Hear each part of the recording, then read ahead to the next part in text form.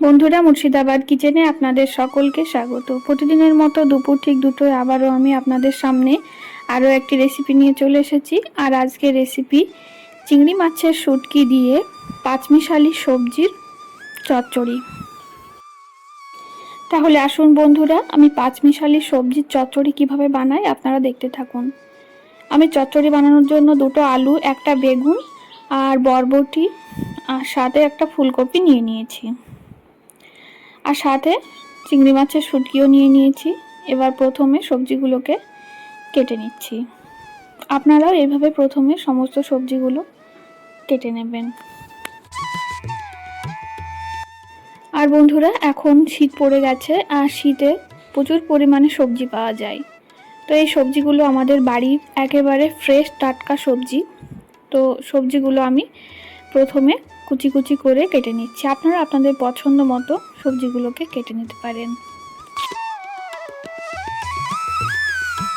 আর শীতের মরশুমে এই রকম পাঁচমিশালি সবজি দিয়ে শুটকি মাছের রেসিপি খেতে কার না ভালো লাগে। তো আপনারা যারা এখনও খাননি তারা অবশ্যই এভাবে খেয়ে দেখবেন। তাহলে বন্ধুরা, এইদিকে আমি সমস্ত সবজিগুলো কাটতে থাকি। ততক্ষণ আপনারা কোথাও না গিয়ে ভিডিওটি স্কিপ না করে ভিডিওটি শেষ পর্যন্ত দেখতে থাকুন। এবং আমার চ্যানেলে যদি নতুন বন্ধু হয়ে থাকেন, আমার চ্যানেলটিকে অবশ্যই সাবস্ক্রাইব করে আমার পাশে থাকবেন, যাতে এই রকম সুন্দর সুন্দর রেসিপি আপনাদের সামনে নিয়ে আসতে পারি। আর এই যে ফুলকপির যে নিচের অংশটা, এটা আমি ফেলবো না। এটার যে নরম নরম অংশগুলো আছে সেগুলো আমি নিয়ে নেব।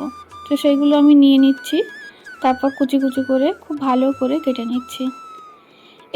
আর ফুলকপির এই অংশটা যারা ফেলে দেন তারা এই ভিডিওটা দেখার পর আর ফেলবেন না, কারণ এই ফুলকপির এই অংশ দিয়ে চচ্চড়ি খেতে খুব ভালো লাগে। এছাড়াও আপনারা আলু দিয়ে ভেজেও খেতে পারেন।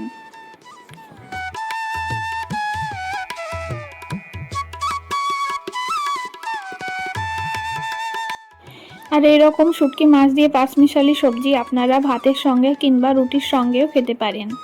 ভাতের সঙ্গে খেতেও সুন্দর লাগে। আর বন্ধুরা, মুখরোচক ও সুস্বাদু খাবার মানেই মুর্শিদাবাদ, তাই মুর্শিদাবাদ কিচেনে আপনারা চোখ রাখুন।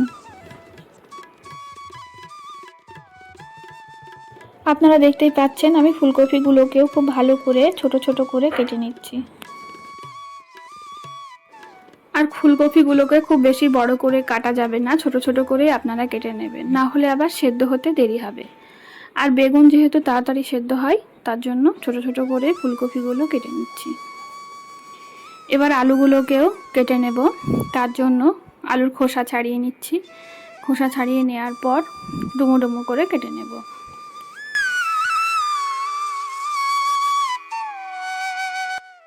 বন্ধুরা, আপনারা অনেকেই আছেন যারা শুটকি খেতে পছন্দ করেন না, কিন্তু আবার অনেকেই আছেন যারা শুটকি খেতে পছন্দ করেন। তো কে কে শুটকি খেতে পছন্দ করেন অবশ্যই কমেন্টে জানাবেন। আর এই শুটকি মাছের রেসিপিটা আর দাদিমার খুবই প্রিয় একটা রেসিপি, তার জন্য আজকে বানিয়েই ফেললাম।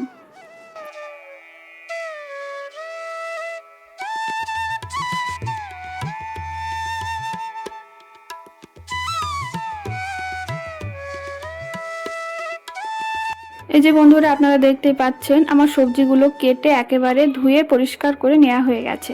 আর এই যে শুটকি মাছ নিয়ে নিয়েছি, এখানে চিংড়ি মাছের শুটকি মাছ নিয়ে নিয়েছি। এবার কড়াইতে প্রথমে সরিষার তেল দিয়ে দিলাম। তেল দেওয়ার পর শুটকি মাছগুলো খুব ভালো করে ভেজে নিতে হবে। আর শুটকি মাছগুলো আগে থেকে জলে ভিজিয়ে রেখেছিলাম, তারপর ধুয়ে নিয়ে নিয়েছি। এবার শুটকি মাছগুলোকে খুব ভালো করে ভেজে নেব।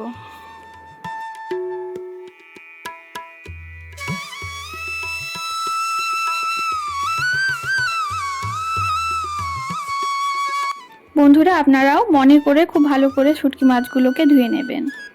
এবার আমি তেলের ওপর পেঁয়াজ আর কাঁচা লঙ্কা দিয়ে দিলাম, আর সাথে থেতো করা রসুনও দিয়ে দিয়েছি। এবার একসঙ্গে সমস্ত উপকরণগুলোকে ভাজা ভাজা করে নেব। আর এখানে কোনো বাটা মশলা ব্যবহার করব না, সমস্তটাই গোটা মশলা দিয়েই আমি রান্নাটা করে ফেলব। এবার কেটে ও ধুয়ে রাখা পাঁচমিশালি সবজিগুলো তেলের ওপর দিয়ে দিলাম। তারপর এতে লবণ দিয়ে দিলাম 1 চামচ মতো, আর হলুদ দিয়ে দিলাম 1 চামচ মতো। তারপর ধনে ও জিরের গুঁড়ো দিয়ে দিলাম 1 চামচ মতো। এবার খুব ভালো করে নাড়াচাড়া করে নেব।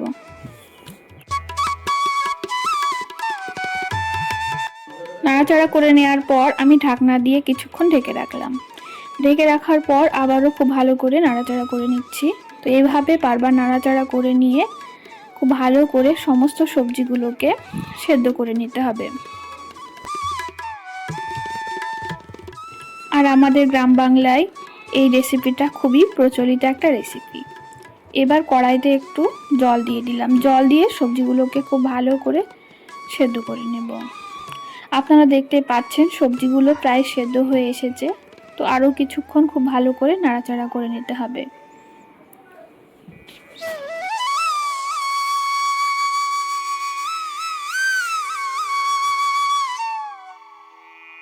বন্ধুরা, আমার এই রেসিপিটা যদি আপনাদের ভালো লাগে তাহলে অবশ্যই পাশে থাকা বেল বাটনটিতে ক্লিক করে অল নোটিফিকেশনটাকে অন করে রাখবেন, যাতে করে আপনার কাছে সবার আগে আমার ভিডিওটি পৌঁছে যায়। তো আমার পাঁচমিশালি সবজির এই রেসিপিটা প্রায় হয়ে এসেছে। তো এর মধ্যে আমি একটু ভাজা মশলার গুঁড়ো দিয়ে দিচ্ছি। ভাজা মশলার গুঁড়ো দেওয়ার পর খুব ভালো করে নাড়াচাড়া করে নেব। তো আমার পাঁচমিশালি সবজির এই রেসিপিটা বানানো হয়ে গেছে। এবার একটা থালায় নামিয়ে নিলাম। তাহলে বন্ধুরা, আমার এই রেসিপিটা আপনাদের যদি ভালো লাগে তাহলে ভিডিওটিতে অবশ্যই একটা লাইক দেবেন, আর কমেন্ট ও শেয়ার করে সবার কাছে পৌঁছে দেওয়ার চেষ্টা করবেন। আজকের মতো এখানেই বিদায় নিচ্ছি। ভালো থাকবেন, সুস্থ থাকবেন। ধন্যবাদ।